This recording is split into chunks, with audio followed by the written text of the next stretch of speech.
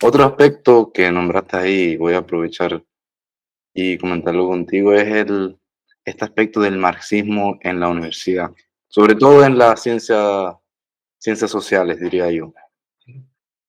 Mi visión, yo no tengo nada en contra, a ver, el problema lo veo yo no en el marxismo en sí. El marxismo tiene un enriquecimiento histórico por el simple hecho de que afectó o tuvo como consecuencia un montón de hechos. Y a nivel de estudiarlo es brutal, porque da a entender un montón de aspectos históricos. El problema es cuando ya se trata de explicarlo o darlo a entender desde una superioridad moral. Lo clave, creo, es fomentar un espíritu crítico y a la hora de explicar el marxismo o ideas marxistas o con el que combate desde una superioridad moral, que es algo que sinceramente, no con todos, no con todos he tenido suerte de tener profesores muy buenos, pero sí veo un pequeño patrón en que o cuando llega ese tema como que se ven obligados a defenderlo, a no mojarse mucho y digo yo, pero a ver, si estamos en la universidad, aquí venimos para cuestionar todo. Aquí tienes razón hasta que el otro te lo mire de otra forma y se cuestione y, ¿sabes? Echo un poquito de menos eso, la verdad. ¿Cómo lo ves desde la docencia a lo mejor? Y yo, en relación con lo que te decía antes, a ver, yo creo que esto se puede explicar, evidentemente, de diferentes, utilizando diferentes vectores, ¿no? Yo creo que en parte, una de las cosas que pasa es que entiendo que la formación que recibieron, o sea, la manera de aprender sociología, antropología, del profesorado, de ese tipo de profesorado, que era la que un poco plantea esas cuestiones desde posiciones ideológicas más o menos cerradas, si quieres decirlo así, y poco abiertas eh, a la contestación, poco abiertas al cuestionamiento. En buena medida es porque aprendieron así, aprendieron sociología, aprendieron antropología así. Hay que entender que, eh, por supuesto, yo no estaba ahí, pero por lo que, por lo que me cuentan compañeros mayores y tal, la universidad en los años, ¿por qué quieres? Los años 60, los años 70, los años 80, estaba muchísimo más politizada que hoy, y eso también estaba también como consecuencia de esa politización, era mucho más dogmática que la actual. Es decir, había una manera de acercarse al conocimiento, eh, casi te diría como fuente de iluminación. Esa idea de salir del rebaño, por decirlo así, ¿no? Mm, Estamos todos en un rebaño hasta que vamos a la universidad y aprendemos la verdad, ¿no? vale. Y durante mucho tiempo el marxismo se entendió como esa verdad iluminadora a la que accedía cuando estudiaba eh, eh, ciencias sociales en general, ¿no? Humanidades en la universidad. Yo decía el tema de las consecuencias de que el marxismo, como corriente ideológica, dominara tanto tiempo el Cotán. Porque realmente desde que, ¿recuerdas aquello que decíamos? Se dice mucho de cómo Weber escribió, se dice esa frase que se dice que Weber escribió contra el fantasma de Marx. Mm, Muchas veces analiza que buena parte de las obras o cierta parte de las obras de Weber son una respuesta directa o un intento de dar una respuesta directa a las ideas de Marx. Porque Weber, a inicios del siglo XX, ya estudió en un contexto que estaba totalmente imbuido de las ideas de Marx, ¿no? Y de las ideas marxistas. Eso va desde la primera década o segunda década del siglo XX hasta los años 80. O sea, todo ese tiempo es un tiempo de dominio de esas ideas dentro de la forma, por decirlo así, oficial, y pongo las comillas con los dedos, de enseñar las ciencias sociales en general, ¿no? Entonces, claro, en muchos casos, Samuel, eso se convirtió prácticamente en una verdad incuestionable. mm, Muchos se formaron así, ¿no? Hasta los años, hasta que a finales de los 70, y para el caso de España yo te diría que bien entrados en los 80 y hasta los 90, empiezan a tomar más forma las ideas postestructuralistas, las ideas que empiezan a cuestionar.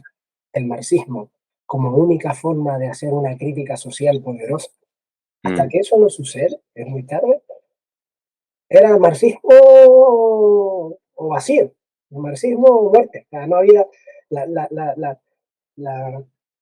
forma de analizar la sociedad desde con una perspectiva crítica respondía casi única y exclusivamente a esa forma de ver las cosas. Entonces, yo creo que en buena medida eso hace que el profesorado que se formó así tienda a ser poco receptivo a las críticas hacia, hacia, hacia esas ideas, ¿vale? Y poco abierto a eh, cuestionarlas o permitir que se cuestionen, ¿no? Eso de que hablas tú, me gusta eso que dijiste un poco de esa cierta superioridad moral. Eso siempre estamos muy asociado a la izquierda en general, mm, el marxismo en particular. mm, Esa superioridad moral frente a otras posiciones ideológicas.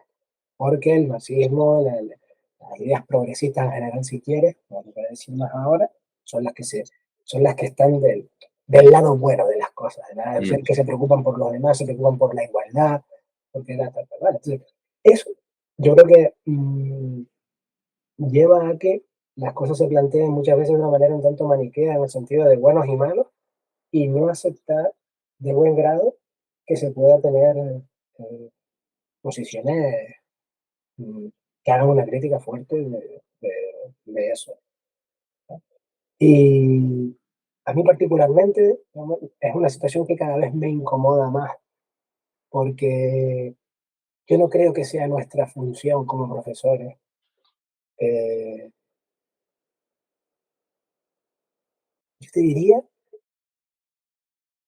que evidentemente no vas a plantear las clases o tu actividad docente desde una neutralidad ideológica o política, porque eso es absurdo, porque todos, imposible, se podría decir. posible, exacto, porque todos estamos situados y todos nos hemos formado, todos tenemos, es como si quisieras intentar plantear las clases desde una situación eh, mm, acultural, por decirlo así, ¿no? O como si te pensaras que puedes llegar a estar libre de etnocentrismo.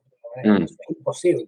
Tú puedes ser consciente de que el etnocentrismo es un problema y tenerlo presente, pero intentar minimizarlo, pero evidentemente tú eres de un lugar concreto y de una cultura concreta. Tu mirada siempre va a estar sesgada por por la cultura que has aprendido. Entonces, del etnocentrismo, a última instancia, es imposible escapar. Lo que podemos hacer es ser conscientes de lo que implica e intentar situarlo en cada situación social que vivimos, ¿no? O analizamos. Con esto pasa un poco lo mismo, ¿no? O sea, yo creo que en términos de, de política e ideología, yo creo que lo que se trata de, como tú decías antes, es intentar comprender los fenómenos sociales. Y los fenómenos sociales se pueden comprender, por supuesto, desde diferentes perspectivas. Pero a partir de la base de que hay una manera correcta de mirar las cosas, de ver las cosas y de interpretar las cosas, me parece, me parece muy peligroso, sobre todo si hablamos del ámbito universitario. Y como tú dices, hay gente que teniendo unas ideas muy fijas, comprende eso bien y hay gente que no. O sea, esto quiere decir el rollo de que hay, por decirlo así, lo intento ejemplificar de una manera un poco abstracta, pero hay profesores muy marxistas que si tú eres abiertamente liberal, conservador o ultraliberal o anarcocapitalista, te van a escachar y te van a hacer la vida un poco imposible. Y hay otros profesores marxistas muy cerrados que sí entienden que su rol no es ideologizar a nadie y que si tú, siendo un anarcocapitalista convencido, haces un análisis social adecuado con las herramientas que tienes que hacerlas y con con argumentos sólidos, puedes tener una matrícula de honor. ahí está Pero, la clave. claro, Yo creo que ahí está. desgraciadamente, lo que yo veo, desgraciadamente, es que todavía, no te diría que es dominante quizás, pero sí que hay una perspectiva en profesores que yo no entiendo que es el profesorado en general de mayor edad, que le cuesta un poquito más hacer ese esfuerzo, entender eso, entender que, que nuestro rol no va por ahí. Y cada vez